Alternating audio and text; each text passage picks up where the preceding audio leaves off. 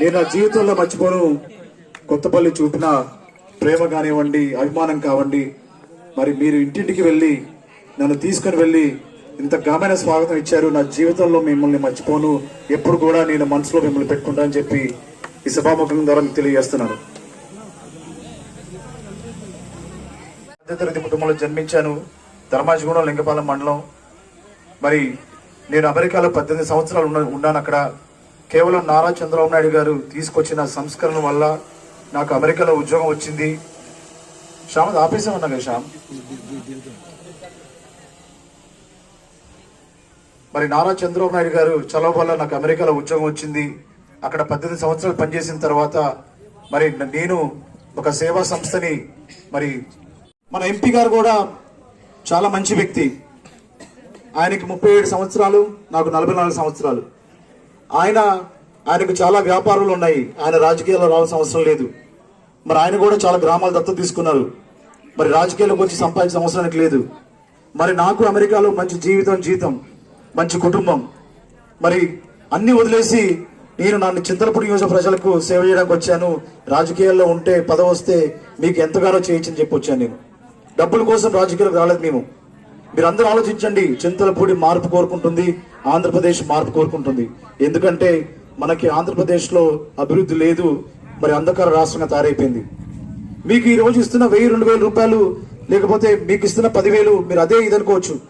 కానీ ఆలోచించండి, మీకు లక్షల్లో వచ్చే జీతాలు కావాలా, అలాంటి జీవితం కావాలా, లేకపోతే 1000-2000 రూపాయలతో మనకిచ్చి మరి ధరలు ఆకాశాంటలా పెంచేసి మన జీవితాల్ని అంధకారంలో పంపించే నాయకుడు కావాలో ఆలోచించుకోండి.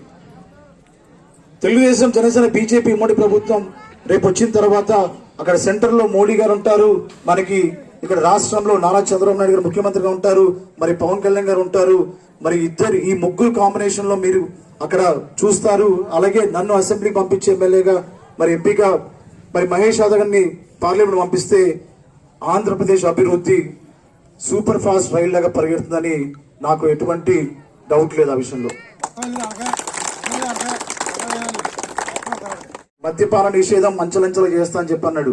మద్యపాన నిషేధం చేసిన తర్వాతనే మీ దగ్గరకు వచ్చి ఓటు అడుగుతా అన్నాడు. ఈ రోజు మోహన్ చెల్లక మరి గులకరాయి దాడి అని చెప్పి సానుభూతి చూపిస్తూ మద్యపాన నిషేధాన్ని పక్కన పెట్టడానికి ప్రయత్నిస్తున్నాడు జగన్మోహన్ రెడ్డి. మరి నాసిరకం మందు తాగి ఎంతమంది చనిపోతున్నారు ఈ రోజు. మరి మనం చూస్తే మందు మీద డబ్బులు సంపాదించుకున్నాడు జగన్మోహన్ రెడ్డి, శవాల మీద రాజకీయం చేస్తున్నాడు. ఎందుకంటే మందు రేట్లు పెంచేసి దాని మీద వచ్చే ఆ డబ్బుని మరి రాజకీయాల్లోకి వాడుతున్నాడు జగన్మోహన్ రెడ్డి. బీసీలకి ఫండ్స్ యాక్చువల్ గా 75,000 కోట్ల రూపాయలు ఉండాల్సినవి దారి మళ్లించాడు జగన్మోహన్ రెడ్డి. రేపు తెలుగుదేశం, జనసేన, బీజేపీ ఉమ్మడి ప్రభుత్వం వచ్చిన తర్వాత 1,50,000 కోట్లు 5 సంవత్సరాల్లో మీ బీసీల అభివృద్ధికి ఉపయోగిస్తా అని చెప్పి మరి మేనిఫెస్టోలో పెట్టడం జరిగింది నారా చంద్రబాబు నాయుడు, పవన్ కళ్యాణ్ గారు.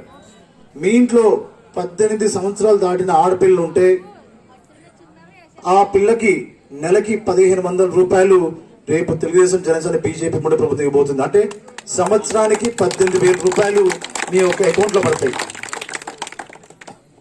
మరి దివ్యాంగులకి 6,000 రూపాయల పెన్షన్ ఇవ్వబోతుంది రేపు తెలుగుదేశం, జనసేన, బీజేపీ ఉమ్మడి ప్రభుత్వం.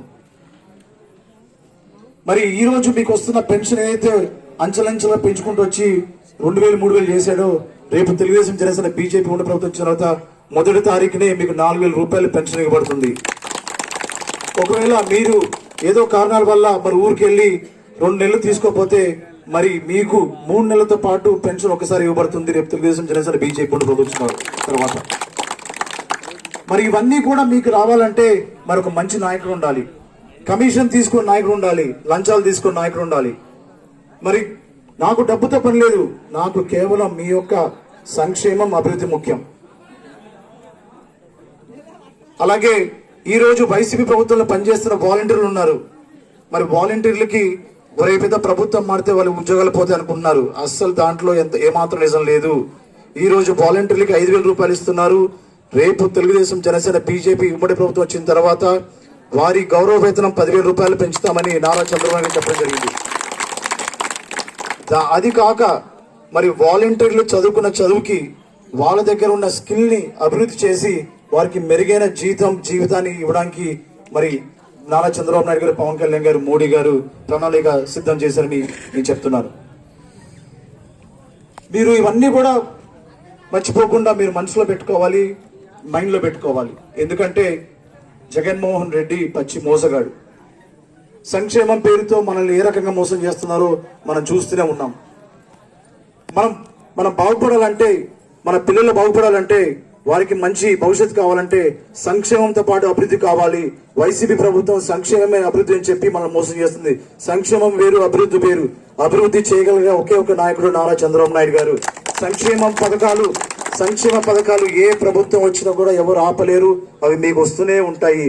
రేపు తెలుగుదేశం, జనసేన, బీజేపీ ముడుపు వచ్చిన తర్వాత 100 రెట్లు మీకు సంక్షేమ పథకాలు రాబోతున్నాయి. మీరందరూ కూడా ఆలోచించి మరి ఎటు కూడా ఓటు మరి వేయకుండా కేవలం సైకిల్ గుర్తు మీద నాకు ఎమ్మెల్యేకి మరి ఎంపీకి పుట్ట మహేశ్వరికి వేసి గెలిపిస్తే మీ ఇంట్లో కొడుకులాగా, అన్నలాగా, తమ్ముడులాగా, మరి సేవకుడులాగా మీకు ఎల్లప్పుడూ సేవ చేసుకుంటూ మరి చింతలపూడిని ఒక ఆదర్శవంతమైన నియోజకవర్గంగా చేయాలనేది నా యొక్క లక్ష్యం, నా యొక్క కళ.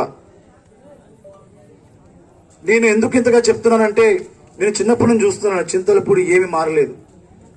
మరి ఈసారి అవకాశం వచ్చింది నాకు. అదేదో నేనేదో అమెరికాలో అని చెప్పి నాకు ఇవ్వలేదు.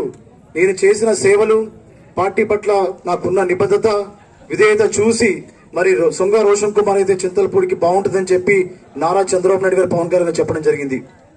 మరి యుద్ధంలో ఎటువంటి స్వార్థం లేకుండా మరి ముందుకొచ్చాడు ఒక భీమ్లా నాయక్ పవన్ కళ్యాణ్ గారు. స్వార్థం లేని రాజకీయ నాయకుడు పవన్ కళ్యాణ్ గారు.